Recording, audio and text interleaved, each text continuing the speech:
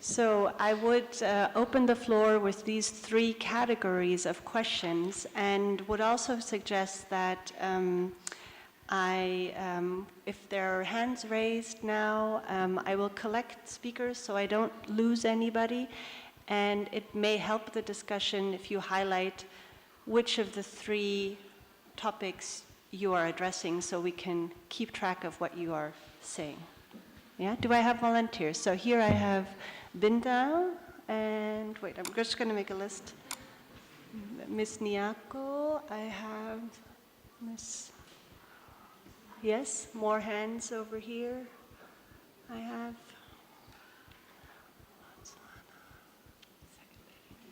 second lady, yeah, and here Miss Ogunwumu.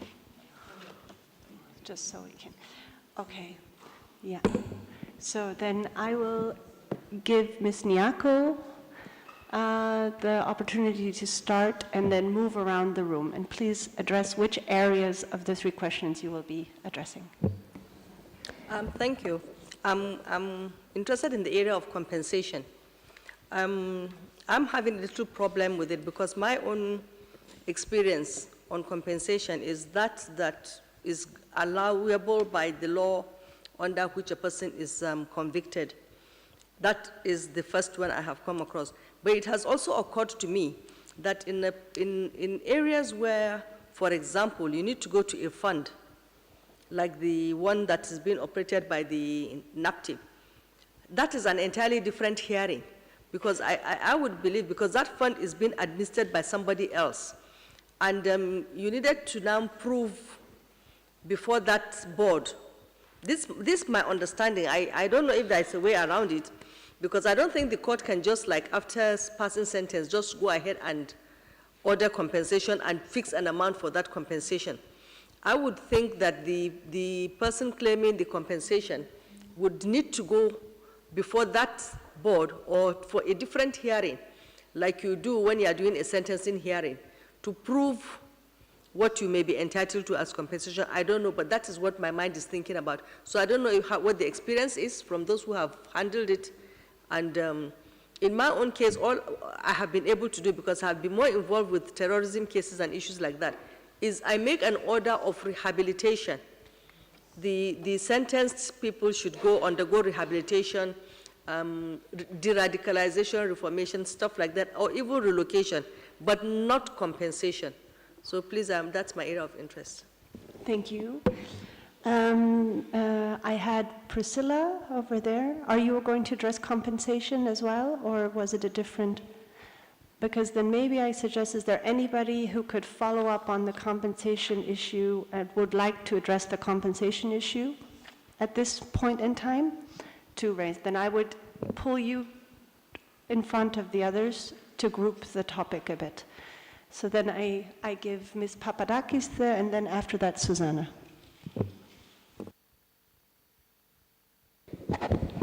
Merci. Sur la question des indemnisations, en fait, au Bénin, on n'a pas un fonds.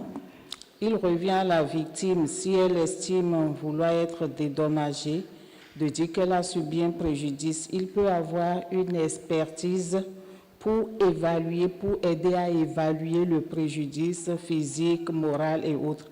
Et c'est là que le juge apprécie. Si le juge accepte la demande, c'est l'auteur qui est condamné. Et une fois que la décision est rendue, il revient encore à la victime et son avocat de voir comment faire poursuivre pour le dédommagement. Voilà comment ça se passe au Bénin. Okay, thank you very much. Ms. Papadakis, please. Tá, obrigada. Da discussão que tivemos ontem e para aquilo também que é a realidade de Moçambique relativamente à questão da compensação, olha-se para aquilo que também são as condições financeiras da vítima e do infrator. O grande risco de esperarmos que o infrator possa pagar com os seus próprios recursos é que, se ele não tiver nada, essa vítima nunca vai ser compensada. E falou-se ontem da possibilidade de existência de um fundo. penso que este fundo poderia assegurar essa compensação, não como forma de ser o Estado a pagar a compensação, mas com a possibilidade de vir a obter do infrator, portanto, o reembolso do valor que tiver pago pela compensação. Se não for assim, significa que a vítima teria que esperar muito tempo até que existisse essa possibilidade de ser compensada. Obrigada.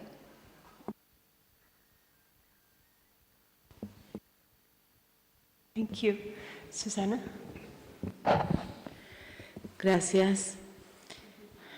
Bueno, bien sabemos que el delito de trata y de tráfico de personas es un negocio. Y nosotras como juezas tenemos que combatir ese delito. Y una forma de combatirlo es decomisar los bienes de los tratantes, los bienes del crimen organizado, para destinarlos a la reparación, a la compensación de las víctimas. Tenemos que ver el daño moral causado a la víctima, a la dignidad de la persona humana. Tenemos que ver el daño físico, porque muchas de estas víctimas sufren verdaderas torturas y vejámenes cuando no adquieren también enfermedades previsibles, enfermedades que le pueden causar la muerte. Y ese dinero secuestrado a los tratantes y sacado del negocio ilícito tiene que estar destinado a darle una nueva oportunidad de vida a esa víctima. Hay que recuperarla, hay que volverle a dar la posibilidad de vivir una vida nueva, una vida digna, con un trabajo, con una casa. Entonces, lo importante es sacar de la economía informal, donde se desarrolla este delito de tráfico y de trata de personas, traerlo a la economía formal y con eso, con ese dinero, darle una nueva oportunidad a las víctimas del crimen organizado. Thank you very En much. compensación, desde luego, y para eso estamos los jueces y las juezas, que al decidir, al dictar sentencias, no solo tenemos que condenar al autor de este delito, sino también poner en el centro de nuestra atención a las víctimas, y una forma de hacerlo es volverle a dar la dignidad que ha perdido. Thank you. I have two additional, yes, I see it, I see it. I have two additional ladies, and then I will continue asking around the room. So Ms. Williams and then Ms. Okwengu, and we will continue the topic as I see it is raising more interest. So please now, Ms. Williams. So there was a recent report done in 2018 in the United States by the Human Trafficking Investigation Center, and in terms of restitution in federal cases at the federal level, 27% ended up getting compensation. If it was human trafficking, sex trafficking, because compensation was awarded for lost wages, victim services, out-of-pocket expenses, and future medical cost. That average award was about $50,000. In terms of labor trafficking, because I think those amounts are easier to quantify, and sometimes those are large organizations and businesses, the average payout was $500,000 in terms of restitution. The unfortunate thing is that restitution was requested in 67% of the cases, but the judges declined to give restitution.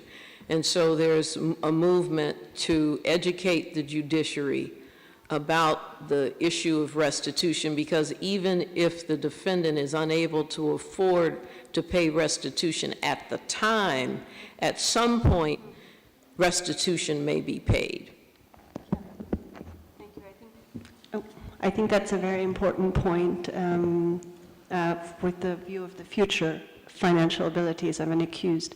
So I'm going to travel around the room, Miss Okwengu, then our colleague from the first bench, yes, and then our colleague from Morocco. So Miss Okwengu, okay, I see you. Thank you very much for giving me this opportunity. Yeah, on the issue of restitution and compensation, I do agree with Honorable Susanna that human trafficking is an offense that operates within organized crime. And you are dealing with people who have already amassed a lot of money. So when we talk of confiscation of the money, if we do get the kingpins of that organization, we would be able to recover a lot of money. And if you have, for example, like we have in my country, an asset kind of recovery program, then you would be able to integrate within that program when the money is recovered, how that money will be dealt with. And part of that would be to be able to rehabilitate the victim and help them to be able to start a new life, the way my colleague Binta is proposing. But the problem is that in most of these cases, the people who are arrested are the middlemen. They are not the real people who are behind these offenses. So when you arrest the middlemen, they may not be people whose resources are so much that when you order compensation or restitution, they would be able to give something that can really help the victim. So I think the problem is how to get that real person who is behind this organized crime. So if we could get that person who is behind that organized crime, and also if we could also have an asset recovery, because the court, when the court is making orders for compensation, the court is kind of inhibited. You are making the order without necessarily having all the information. So you may be able to say that let this victim be awarded so much, and yet the amount you are saying should be awarded may not necessarily be recovered. So that is the problem that I'm seeing. Thank you very much. Thank you very much. So our colleague here in front, and yeah, thank you. Thank you. My name is Liz. I want to comment on the issue of compensation. I'll approach it first by just mentioning something that occurred to me yesterday when we were discussing this issue about victims and compensation, and that is that most of us who come from common law systems will agree that our courts are not victim-centered. They simply aren't. The victim appears as PW1, and as someone mentioned yesterday, then disappears. And they're not even present for the sentencing. But we who sit in the courts and those who bring the cases before the courts, who are the prosecutors, are the people with the power to change that. And I loved listening yesterday to the ladies who were speaking and saying, you have power to make a difference. And there's so many different ways of doing that.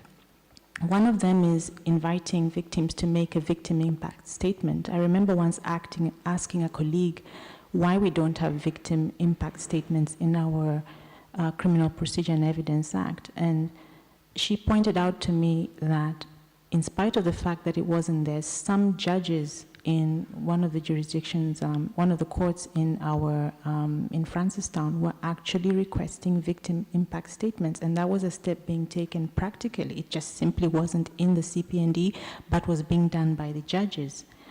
Another one is viewing the sentencing process as one where we can actually receive a lot of evidence that helps us, including making that order for compensation. And that would mean moving away from the traditional one-line, two-line sentencing where I just look at the act and say, right, here's your punishment, and making it really an informed process and demanding more from all the parties who are appearing before you. The next thing that I would view as very important is to have stiff sentences at the first instance, and this has already been mentioned. The thing is that sometimes we worry that our judgments are going to be overturned. But if I am a judge at the first instance and I give a stiff sentence and I justify my reasons for a very stiff sentence, the likelihood of being overturned on appeal is very low. But the benefit that we gain is that we're now setting sentencing precedents that will be followed by others. And then we avoid the 18 months, the 3 years, etc. There's a lot we can do. The next thing is for judges who are sitting at the very top of the benches is to offer sentencing guidelines if this is possible for this kind of cases. And it is possible. So if you have that power, is to use it. And the last thing, although it's dreaded by a lot of people, is minimum mandatory sentences. I will actually say that. Some people don't actually like that. But with offenses like these, one of the ways to go about it is to have mandatory sentencing, minimum sentences, where you impose a sentence at the beginning that is very, very stiff. And now to compensation, so that I can allow my sisters to speak. We all, or many of us, have compensation sections in our statutes. They are not necessarily very detailed, and I notice that sometimes we're not quite sure how to use them. But I want to encourage us all to use these sections on compensation. And the reason why this is important is that with time, we build solid practice. Even if we make mistakes in the beginning. I love the comment from my sister from Tanzania, who said, we're ordering compensation, but at the very end of the person serving the sentence, then they must pay compensation. It's so good that she mentioned that, because the positive thing is compensation is being ordered. The problem is it's coming at the end. How can we fix that? You see, but if we avoid the section by saying, I'm not quite sure how it's going to work, how are we going to impose it? You know, for my jurisdiction in Botswana, I see this as actually a linking between the law of delict and criminal law, right? So when it comes, we finish the end of the case and then get into an inquiry about assessment of damages. I might not be able to offer compensation for loss of income, but I might be able to give compensation for pain and suffering. I have to see what I'm able to do. So, colleagues, we have wide room for maneuver. Let's use the opportunity, because that's what it is. Thank you very much. That was very helpful. So I'm just going to quickly move over there because there's been some very heavy hand raising. And then I have not forgotten our colleague from Morocco. So Ms. Rosalind, you would be the next one. On compensation, yeah? Yes, okay, thank you. On compensation, thank you very much for the opportunity. Now, considering that the sharing here is that most of those who are approached to book are middlemen, and they don't have much. And from what we have shared here, we already have legislations in place. Why not recommend that we entrench a provision for compensation, and we make it as a state responsibility, because it is the responsibility of the state to look after its persons, citizens, and to assume responsibility for its citizens who are involved in trafficking. And if we have a fund, if we are lucky enough to catch the kingpin, we shall bring in a lot of money. And the little that we also gather from other sources, so that we have a trusteeship. And then we have this fund which can be invested to continue generating, so that we have funds. We do not now have to rely on the resources of the perpetrator, so that at the end of the case, the court already has a fund to turn to and give directions. This is the amount that I have ordered as compensation for this particular victim concerning arising from this state of facts. Then there are guidelines in place. The victims now will be referred to the board administering that fund to effect the payment. That is my contribution. Thank you. Just a quick question on your comment, just so I understood correctly, because we're taking notes. This fund you propose, did you mean that if there is a situation where assets of a perpetrator can be taken away, that there are assets available, would those assets also move into the fund? Is that your proposal? So, My proposal is we are taking all perpetrators as being involved. So whatever we gather from perpetrator X, Y, Z, we bring here. ABC, we bring here. So that if we have H with no funds, the victim that suffered perpetration at the hands of this one will not go away empty-handed from the seat of justice. Okay. We go to our kitty and compensate the victim. Okay. Yeah. That's just what I wanted to clarify. Thank you. Behind you, your colleague, and then our sister in the back, but then I have to move to our colleague from Morocco after, yeah, okay. I think what I want to say also touches on sentencing. Now, in this regard, our prosecutors have to help us, because by the time they are prosecuting and giving evidence, they should go more to tell us this person that has committed this offense, these and these and these are what he is using the money for. Apart from that, we have a plea bargain. By the time we are asking you, definitely, there is you have a godfather who's in charge of, give us the name of the godfather, the sentencing is going to come down. Because in Nigeria, we have what we call the Administration of Criminal Justice Act, and it provides for sentencing hearing. So by the time you finish the case, you can actually have a sentencing hearing. And in that sentencing hearing, you are allowed to call witnesses to come forward. Now, those ones can come forward. That's if our prosecutors are very diligent. We get them. They tell us these and these and these are the assets that this man has. Now, the case I mentioned yesterday, the young man of 26, who's a motor mechanic, and I asked him to pay hundreds of millions, you'll be surprised that he paid it within 2 days.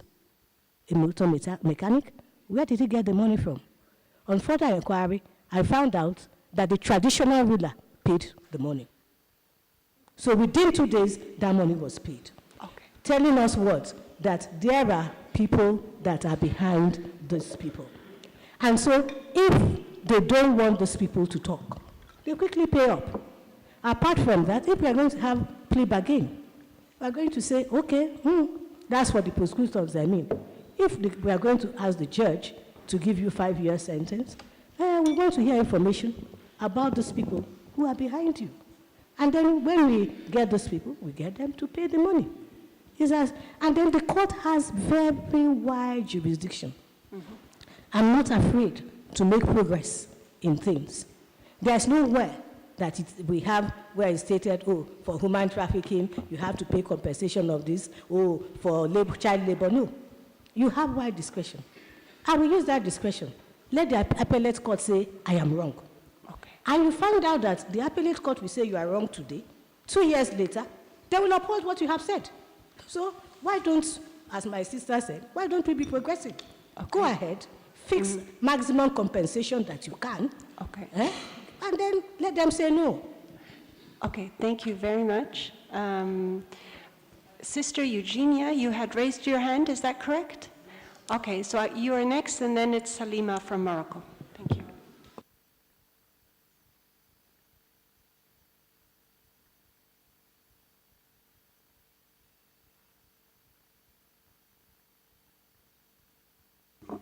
No.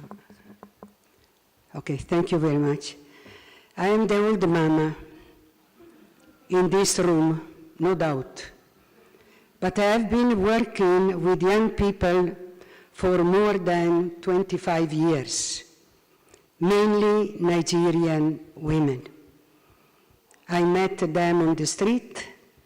I met them in our shelters, run by sisters, by nuns, trying to give them back what it was taken away from them. their life, their youth, and their dignity. But in a very special way, since the year 2000, when it was the great jubilee, we said we really needed to free our sisters from bondage. So we started working with the Nigerian sisters, because the majority of girls that we had laundering on the street, they were 90% Nigerians, and they were very, very many. At this point, we can count about not less than 100,000 Nigerians. They are loitering in the street because there is a great request. The clients, they are using them and throwing them on the street again. So in the year 2000, when we invited sisters from Nigeria to come and see what was happening to their young girls on our street, they were shocked. They cried. They couldn't believe what they have seen at night, in the cold weather, in the dark places, in a situation of humiliation, naked. So now they started saying, what can we do?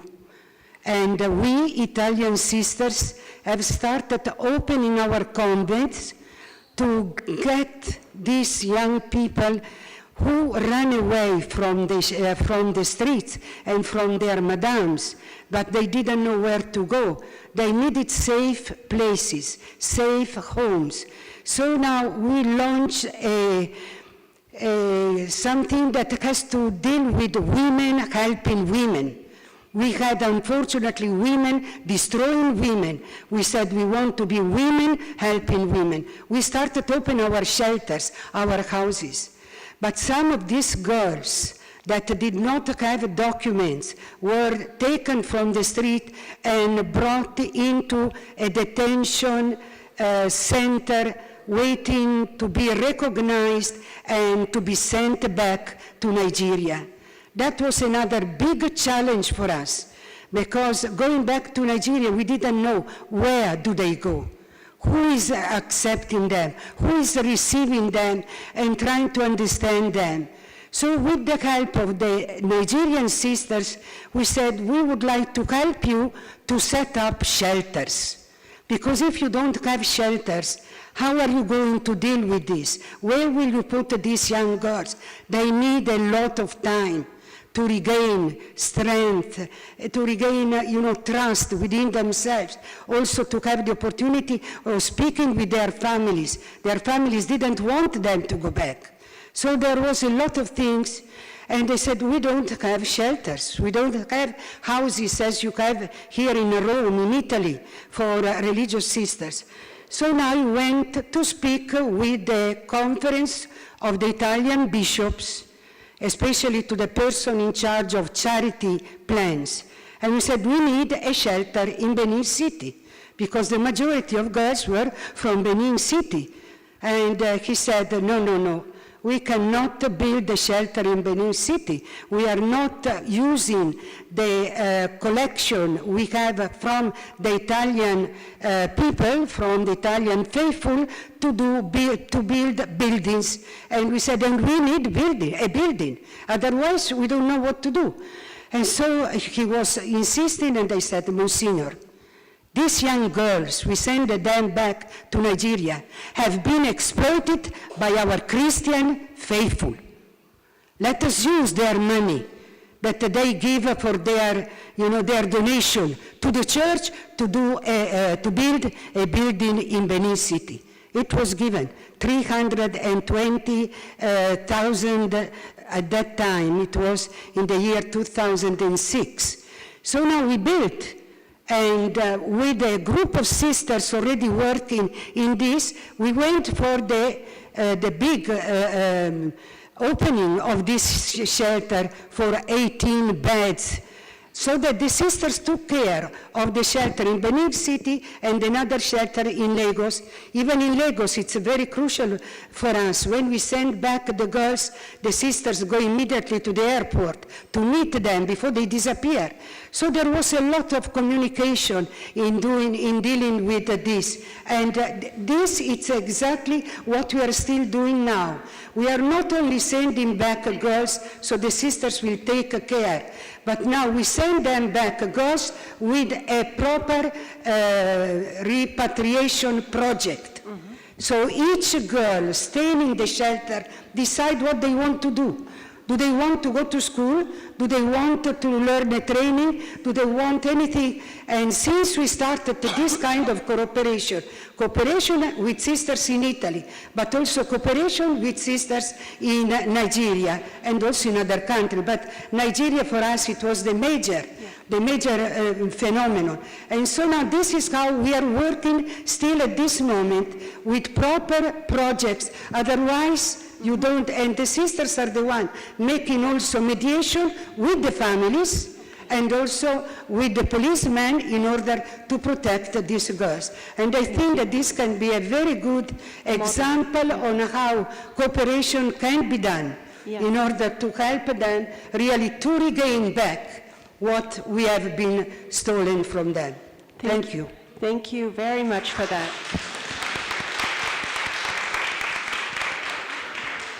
Thank you for highlighting that there are, outside of the state responsibility that we have been focusing on, that there are other means of addressing this issue and providing support that we should also think about in each of the situations. Thank you for that. Now my colleague from Morocco on compensation still.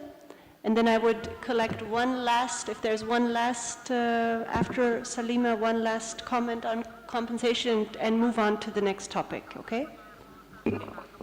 Alors pour répondre à la question de l'indemnisation des victimes, on doit revenir aux règles générales de réparation des dommages et intérêts.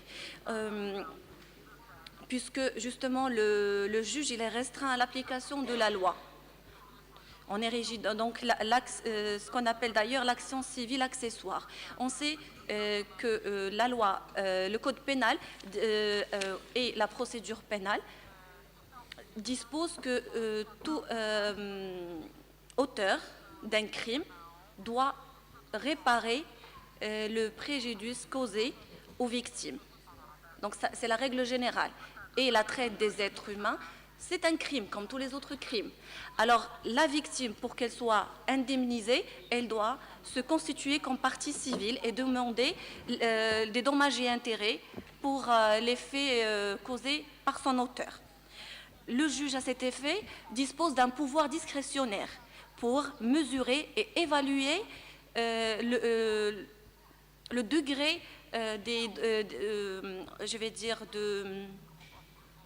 des dommages subis par la victime tout simplement.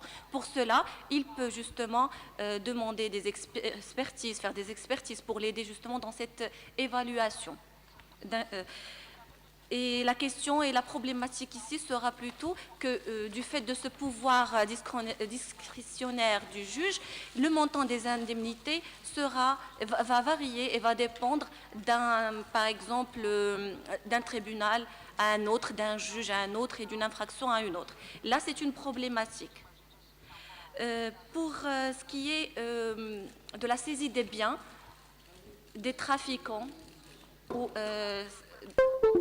c'est-à-dire résultant de la lutte contre des êtres humains. La loi marocaine a prévu la saisie des biens de l'auteur. Alors, je pense que ces fonds doivent être alloués dans un fonds qui pourra servir à l'État d'assumer sa responsabilité, non pas dans l'indemnisation des victimes, parce qu'elle ne pourra pas les indemniser, parce que la loi ne prévoit pas ça, mais plutôt pour assurer la prévention du crime et la protection des victimes, et aussi pour apporter son soutien psychologique, aider les victimes à la réinsertion, faire construire des foyers, les aider ou bien faire des programmes à ces victimes pour qu'ils ne tombent pas une deuxième fois, pour qu'ils ne soient pas une deuxième fois victimes d'un autre réseau.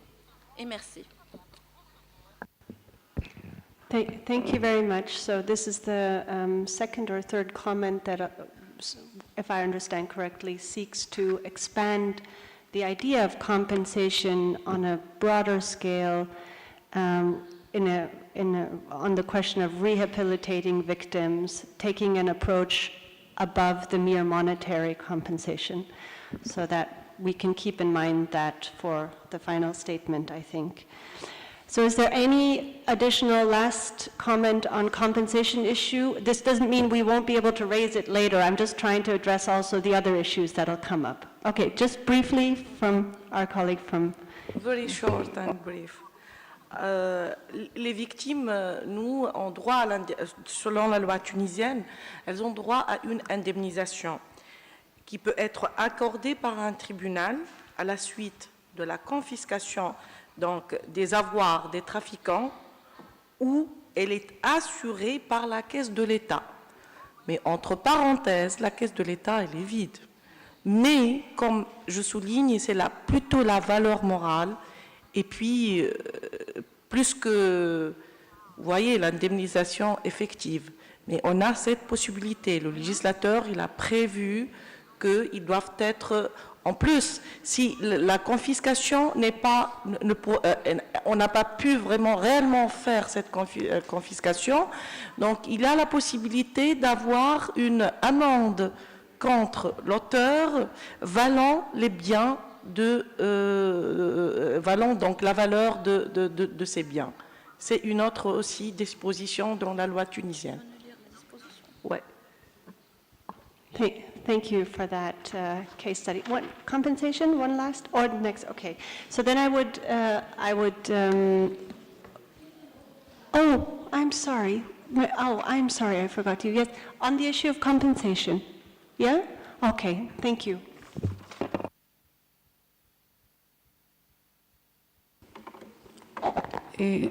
Moi, je pense que l'État doit avoir un programme de compensation qui va des édifices à la prise en charge psychologique, à des dédommagements financiers.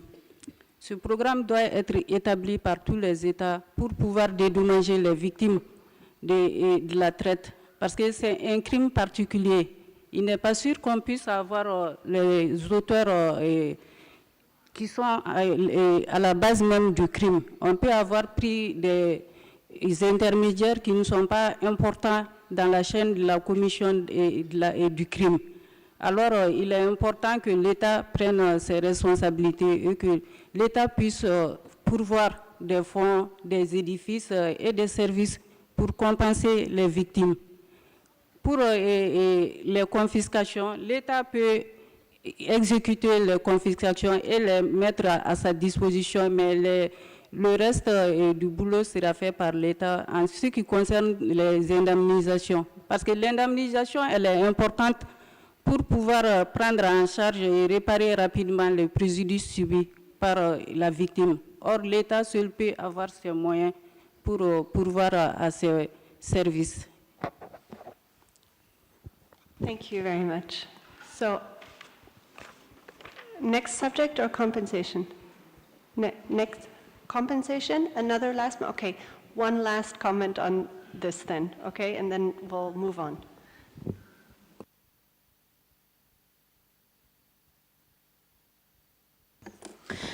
Queria só referir a um ponto relativamente à compensação. Embora a compensação seja uma matéria da área civil, em princípio, no caso da legislação moçambicana, o procurador pode requerer o pagamento da compensação à vítima, para além da própria vítima poder fazer isso desde que se constitua parte no processo. Mas se não tiver sido requerida pelo procurador ou pela vítima, sempre que houver dano, e no caso do tráfico há sempre dano, o juiz deve fixar a indemnização.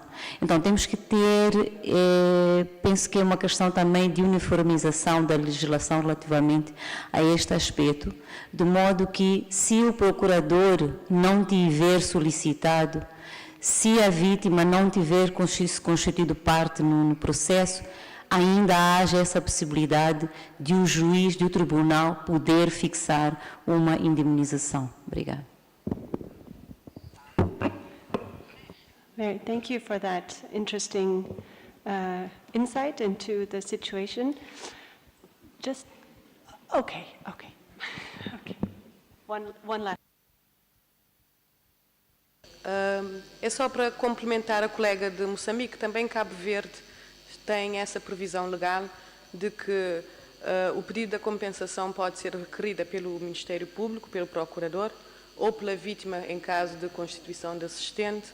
Em último caso, não havendo esses pedidos, o Tribunal oficiosamente, o juiz fixa essa compensação. E em Cabo Verde já é prática, já é jurisprudência, principalmente nos crimes de homicídio, fixar uma compensação pela perda da vítima, perda física. E estamos a evoluir também em fixar indemnizações ou compensações nos crimes sexuais, quando principalmente são crianças que são vítimas de crimes sexuais e com os relatórios psicológicos da psicologia forense é determinada e o juiz fixa uma quantia simbólica pela perda ou pelos danos que a criança sofreu. Portanto, é uma questão de prática, de mudança de mentalidade, para que possamos também estender essas situações aos crimes de tráfico de pessoas que, em caso de não haver acusação ou condenação nos crimes de lavagem de capitais, o Tribunal oficiosamente fixar uma compensação. Obrigada. Okay. Thank you. We have noted down everything, and we will move on to the second question that was raised, and I come back to Aisha's phrasing of it. She was asking, is there a possibility to sentence a victim/accused of a human trafficking case in a different way, taking into account that someone may be an accused but also a victim? And she mentioned the example of an organ trafficked person, a person whose kidney may have been removed, and under the national law this may be criminalized. In other jurisdictions, comparable examples may be a prostitute who is a victim of human trafficking, but prostitution is illegal. How does legislation and the practice, how should it address these situations in court regarding sentencing? So if there are comments, experiences, I will try to take first colleagues that have not had the chance to say anything on the other issue. But yeah, feel free to raise your hands.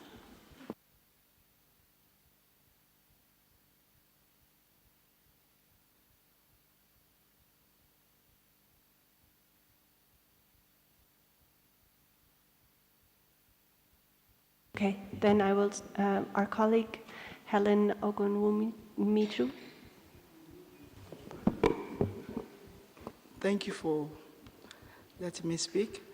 This is an area that usually causes problem because, as in my paper, I mentioned it, that the defense always uses the fact that the victim is complicit in the commission of the offense to say, look, we have not committed any offense.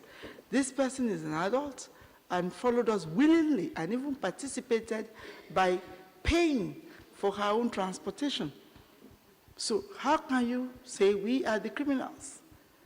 So I don't know, my own attitude to this would be that the fact that the victim is in a situation of exploitation should not be a reason to criminalize the victim, because usually victims of human trafficking who become prostitutes or who become forced labor workers, they don't see that at the end of the spectrum.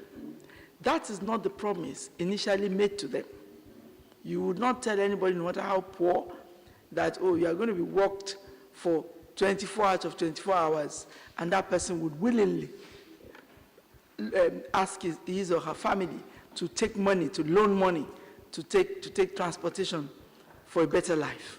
So if we look at it that way as judicial officers and see that the victims are actually victims and not complicit in the offense, then we can separate and make the victims victims and not have a scenario in which we also criminalize the victim. That's my attitude to this.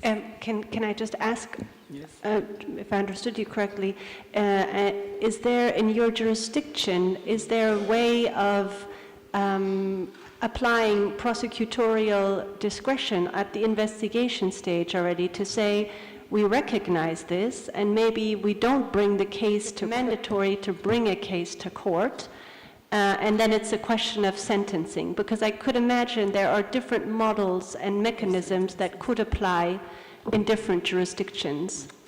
In my jurisdiction, the issue of criminalizing the victim does not arise. The Act makes it clear. The victims are not criminalized.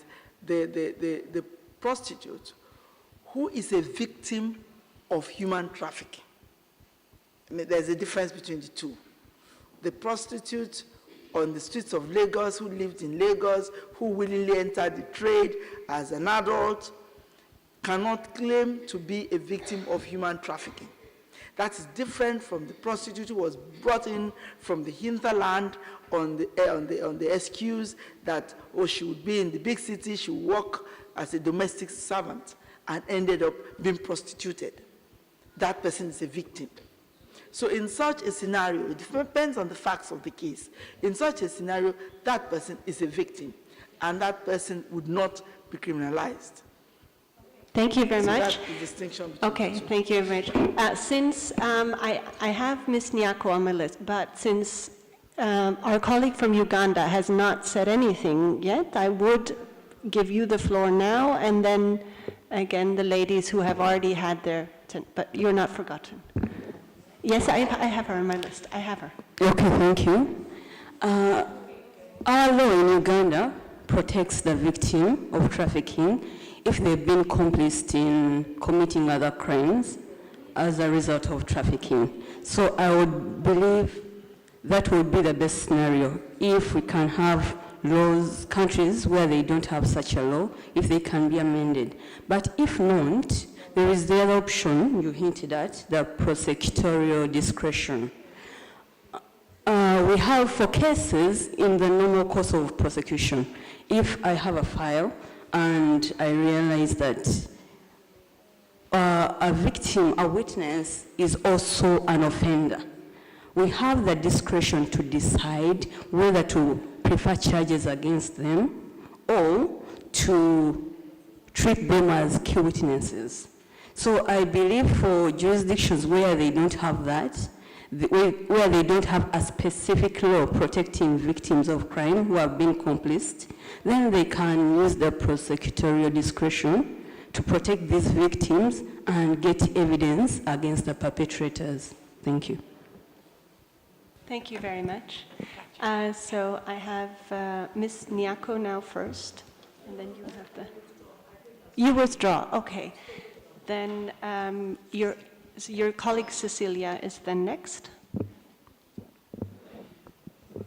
I just want to state, in relation to victims and prostitutes as defined by Helen, some young children, 16, I call them young children because in Nigeria, I think you're an adult when you are 18. They are brought from places like Ondo, Ore, places far from Lagos, and they are brought into hotels in Lagos. And they have pimps or madams. Those madams are also young, just like maybe peer pressure, and they are brought into Lagos, and they have hotels where they are distributed to, and they work as prostitutes or sex workers in those hotels. The cases that I have handled will involve or involved those madams and the men, the pimps, who rented maybe 1 or 2 rooms in a building and uses the 2 rooms or use the 2 rooms for the prostitution ring. The men are brought to court. The madams are brought to court. But those young girls and some that are not so young are in court just as they are the victims, but they are brought as witnesses. They are witnesses in cases going on against those pimps and madams. I have not found a situation where those girls, the young ones imported from out of Lagos, are charged to court. They are not charged to court. But I also believe that, like a colleague of mine mentioned, if you are able to find those ones guilty, I believe during sentencing, it is imperative that you ask for sentencing trials or whatever, or sentencing hearing, and identify those ones that had been victims or whoever before the matter actually came to court. And in which case, if you find, I believe so, you can recommend some of them. If you think they have committed an offense outside the fact that they have just been imported, I think you can refer for further investigation. I believe so. Thank you very much. Thank you. Good. So the next one we have Susana. Susana and then, yeah. So, Susana. Sí, gracias. Bueno, nosotras como mujeres y como juezas no podemos de ninguna manera justificar la existencia de la prostitución. La prostitución siempre es ilegal. La prostitución, ¿qué significa? Que una mujer, una niña, un niño, un adolescente es captado para ser usado, para usar su cuerpo y tirarlo, descartarlo. Es lo que dice el Papa, la cultura del descarte. Se usa y se tira. Nosotras no podemos aceptar de ninguna manera la prostitución. La prostitución siempre será un delito, siempre será una conducta condenable, reprochable por nosotras que somos juezas.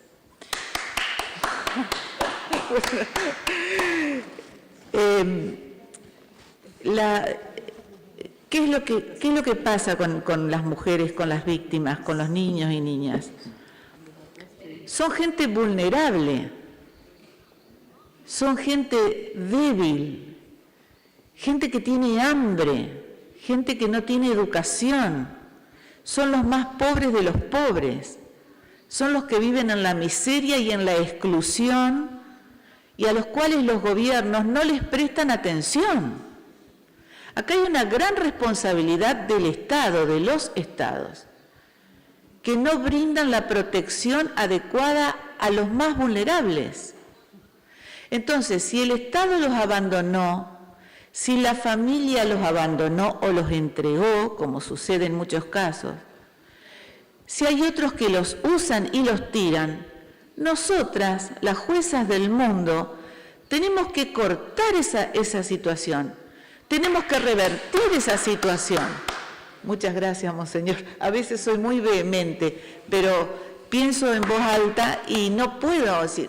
Somos responsables, yo lo dije al principio, somos responsables por nosotros y por los otros, por aquellos que no tuvieron las oportunidades que hemos tenido nosotros de estudiar, de trabajar, de vivir una vida digna, haciendo lo que nos gusta, ejerciendo nuestra vocación. Y si miramos para atrás, vemos en el camino todos los que no tuvieron estas oportunidades. Son por esos por los que nosotros estamos hoy acá. Así que, colegas, las invito a reflexionar. Y los jueces no podemos ser cobardes. Tenemos que tener la valentía de decir las cosas que otros no dicen. La libertad y la independencia de hacer lo que otros no hacen. Y recuperar para esta gente una vida digna. Nada más, muchas gracias. Thank you. Next one on my list is Miss Roida Carmona. Yes. I'm sorry, my eyesight is not that good, so you're next. Thank you. Thank you so much. I totally agree with the proposition that we must try to apply the Nordic model, where we criminalize the consumers and decriminalize the victims. I want to say, thank you. I want to say that under the Zambian legislation, the decision as to whether criminal proceedings should be instituted against a victim for an offense committed as a direct result of the victim's situation as a victim rests with the Director of Public Prosecutions, meaning that no prosecution for an offense referred to in this section may be instituted without the written authority or the DPP. So if a victim has to be charged with any offense, the DPP must consent in writing. Thank you. Thank you for that. Ms. Zion Ntaba, please.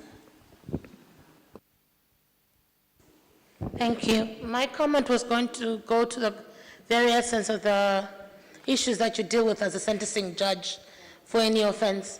Yes, you will find that victims will come into the system, and because 3/4 of the victims, or the should I say 3/4 of the accused person now in our courts are unrepresented, they will usually have been forced to plead guilty, which means that and half of us, apart from the magistrates, half of us do not do criminal cases, especially at the High Court level or the Supreme Court level, the way magistrates do criminal cases. They will deal with 100 files in a day. We get to deal with only 2 or 3 files in a week of criminal cases. Now, the concept that must come into play is sometimes we have to remember that access to justice for our people, very much at the very essence, legal aid representation is hardly present. So victims, yes, will get into the system and will be sentenced. The question becomes what happens at review, what happens at confirmation, and what happens at appeal. And those are the essences, the issues that we need to really dig down deep and look at them, because at that point, taking history, looking at issues, and looking at the way the offense was committed becomes fundamental and crucial. And it's only at the High Court level that you can set precedent that the magistrates level will start following. And I think it is at that level where you say, what kind of they will get sentenced. We know that is going to happen because of the nature of our criminal justice systems. The question is, how do the upper benches cross-check that and ensure that we have guidelines that when they come into the system, even at the magistracy level, that they start looking at it from that point of view. Because prosecution of victims will always happen in our systems.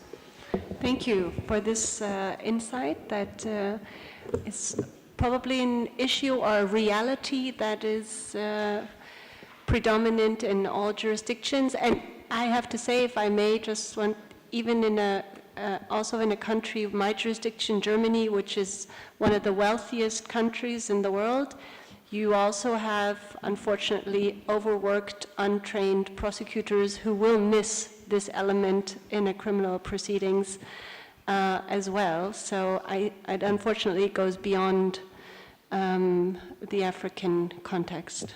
Yeah. So on our list now is Monsignore Sorondo, and then I see a few other hands being raised afterward. So. I don't want to have many interventions because this is women's judges, and I am not woman, not judges. So, anyway, about the question of the distinction between traffic and prostitution, I think it's impossible to make this distinction, really. And I want to quote it, in this case, not Pope Francis, but Pope Benedict, that is a German Pope. But Pope Francis is a Latin American Pope, Argentinian Pope. But the Pope German, just because in German, as say our chairman, have the so-called sex workers. And in the end, these sex workers not are organized by the state, but are in the hands of the traffickers, also in Germany, because the state not have some kind of morality and not have enough faculty to the sex workers, because what is the father to send a faculty to learn about sex? It's not possible. So, in the end, the majority of these sex workers are in the hands of, directly or indirectly, in the hands of the traffickers. So, for this reason, Pope Benedict, the last year of his pontificate, when he come back to a very nice travel from Germany, the north of Germany, he said to the new ambassador or to the Holy See, German ambassador, that the Pope received, a very nice letter to thank to all the things that the government of Germany made for this travel and for the cooperation that the German government do with the religion in general and the Catholic religion, because it has a faculty of theology, perfecting other things, and the administration of the money, many things. But in the end say that he is scandalized because the sexual discrimination of women must be tackled. Every person, whether man or woman, is destined to exist for others. A relationship that fails to respect that fact that men and women have the same dignity constitutes a great crime against humanity. It is time to vigorously put a stop to prostitution, that is this discrimination.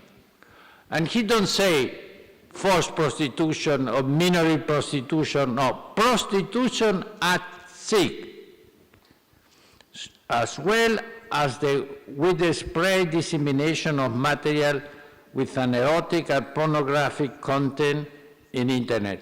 So this is another question that we need also to another day to study.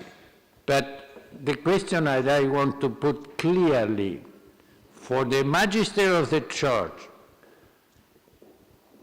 for St. Paul, and for Pope Benedict and Pope Francis, not for St. Augustine, that was a great mistake to say that the prostitution is the last evil. That is terrible. No, Pope Benedict, follow St. Paul, and Pope Francis, follow St. Paul, say that prostitution, because each form of commerce of the body of the person is a form of crime against humanity. Both traffic of organ, prostitution is the same. It's a commerce with money by the body, and this is the concept. Thank you very much. Thank you. Thank you. I have our colleague, Ms. Rosanen, and since lunch is approaching quite fast, we could either continue with the sentencing issue until around 1 o'clock, maybe 1:05, and then take up the rest of the issue later on. Maybe that is the best thing, because there seems to be some more interest in giving comments now before lunch on this, but then I'd keep the rest of the subject for after lunch. Okay, thank you, Rosanen. Thank you very much again. And following up on the call of our big sister, our eminent sister, Susanna. Yes, we are women judges, and we have to stand up for our sisters who are less privileged.